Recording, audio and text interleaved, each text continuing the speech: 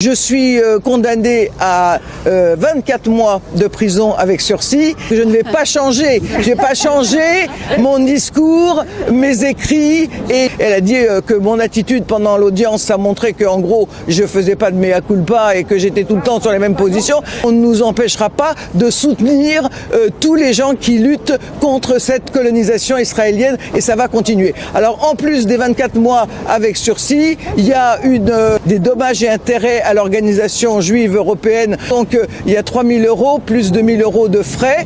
Et je suis inscrite au fichier terroriste. La notion de droit n'existe plus. Et les actes de terrorisme israéliens qui continuent aussi bien à Gaza, qui continuent en Cisjordanie, qui continuent au Liban, qui continuent en Iran, et qu'il n'y a même pas un mot de protestation, il n'y a même pas un mot de condamnation de la part de notre gouvernement, qui donc collabore depuis le début de ce génocide avec les génocidaires, eh bien, il y a effectivement de quoi s'inquiéter et donc de quoi se mobiliser. Et comme vous le savez, quelqu'un m'a posé la question tout à l'heure, il y a la loi Yadan qui va être à nouveau discutée et soumise au vote le 16 et le 17 avril.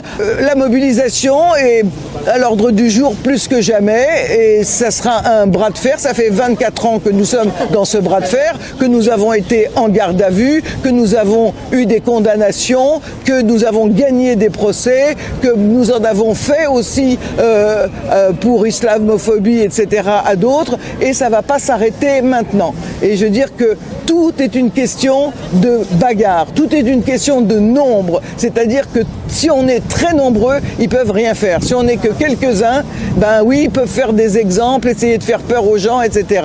Mais voilà, ils voudraient certainement interdire notre association, mais c'est pas si simple que ça. Ça fait 24 ans qu'on existe, on continue à exister et on va continuer à lutter.